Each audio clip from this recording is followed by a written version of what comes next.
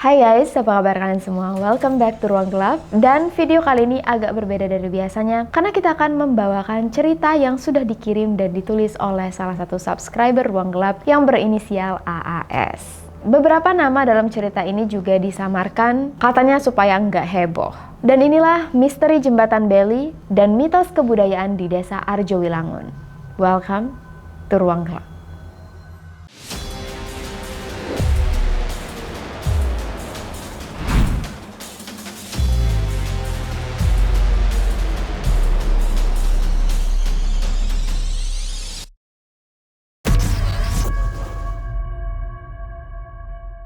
Jembatan Beli terletak tidak jauh dari Bendungan Karangkaratas atau yang sering disebut Sutami. Jembatan Beli ini yang menjadi penghubung daerah utara dan daerah selatan di bendungan itu. Ada dua jembatan yang oleh masyarakat setempat disebut Jembatan Beli Karangkaratas. Dan dari cerita yang beredar, Jembatan Beli dibangun pada saat zaman penjajahan Belanda. Pada waktu pembangunan Jembatan Beli ini, masyarakat setempat disuruh untuk memberi tumbal. Tumbal yang diberikan harus berupa manusia. Dan pesan ini disampaikan lewat mimpi seorang anak kecil yang kemudian dipercayai oleh masyarakat lain. Konon katanya, anak kecil yang mendapat mimpi ini benar-benar menghabisi nyawa ibunya sendiri yang kemudian dia potong-potong untuk dijadikan tumbal pembangunan jembatan. Dan semenjak itu, di daerah ini sering terdengar suara sang ibu yang dibunuh, menangis dan berteriak minta tolong. Pada tahun 2013, ada dua orang perempuan yang bernama Desi dan Ratna.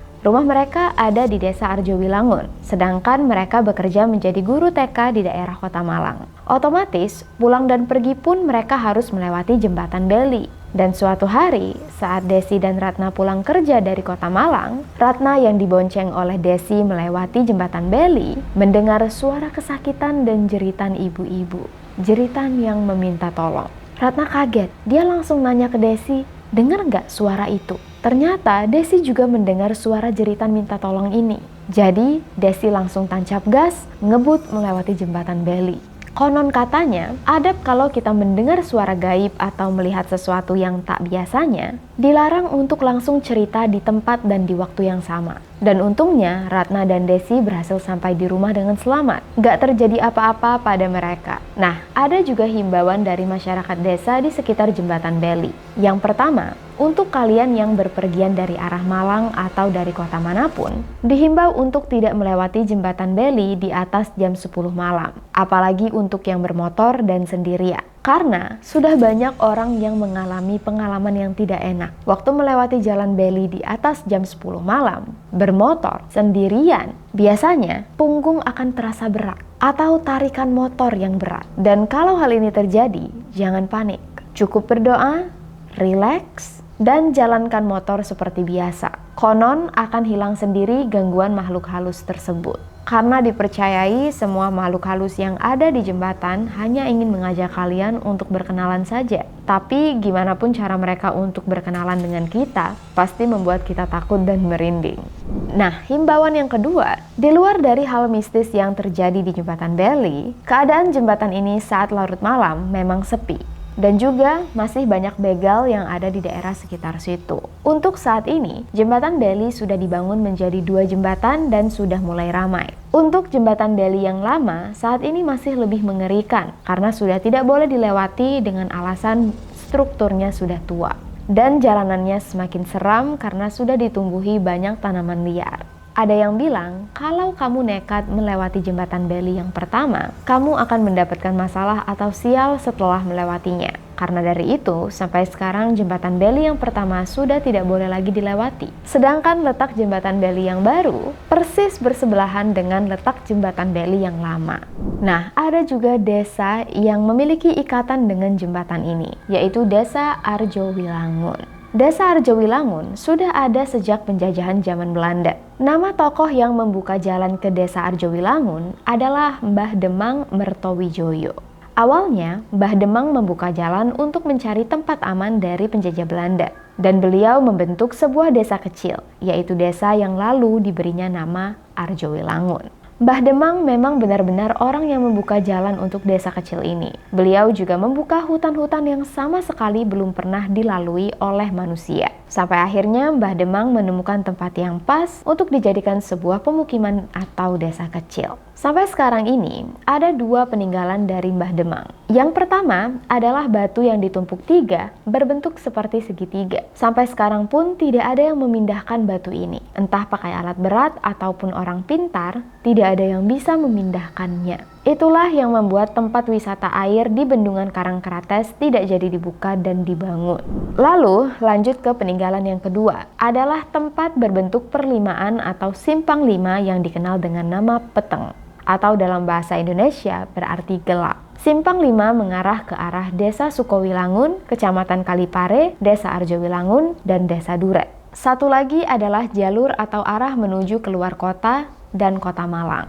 Nah, asal-usul nama Peteng adalah karena waktu di zaman penjajah, beberapa penjajah sempat hampir menemukan desa yang didirikan oleh Mbah Demang. Makanya, Mbah Demang mencari cara gimana supaya desa-desanya tidak ditemukan oleh para penjajah. Nah, salah satu cara untuk mengelabui para penjajah adalah dengan tetap menggelapkan akses menuju Desa Arjowilangun. Jadi, jalan menuju desa ini nggak diberi pencahayaan sama sekali, yang otomatis membuat penjajah Belanda tidak mencari lebih lanjut. Mereka yakin di tempat segelap itu mana ada sih pemukiman atau orang yang tinggal, apalagi di tengah hutan, sudah pasti serem. Jadi pasukan Belanda mundur.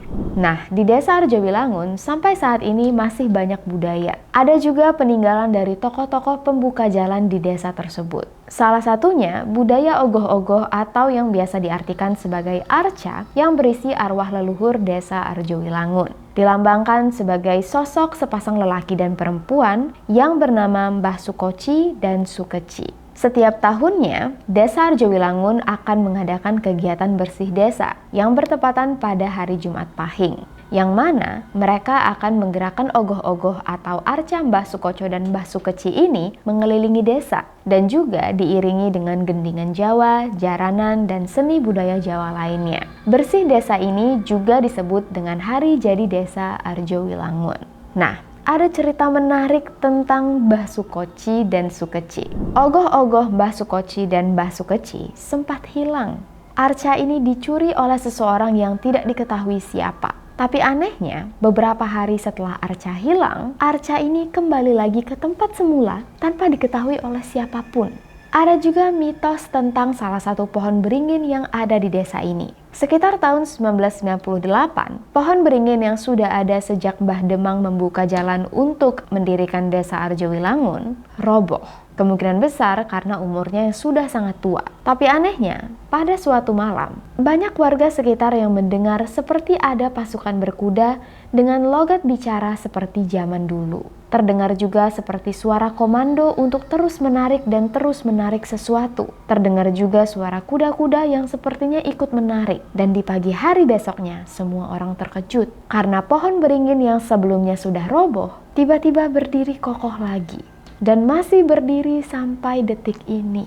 Dan itulah tadi cerita tentang Jembatan Beli dan mitos yang ada di Desa Arjowilangun. Semoga kalian suka dan bisa menambah pengetahuan kalian semua. Dan itulah cerita yang dikirimkan oleh AAS. Thank you AAS. Nah, untuk kalian yang juga ingin kirim cerita ke Ruang Gelap, bisa banget langsung aja email ke misteriruanggelap@gmail.com. Kalau bisa, ceritakan sedetail mungkin seperti AAS, karena semakin detail, semakin besar kemungkinan bakal kita bawa menjadi konten.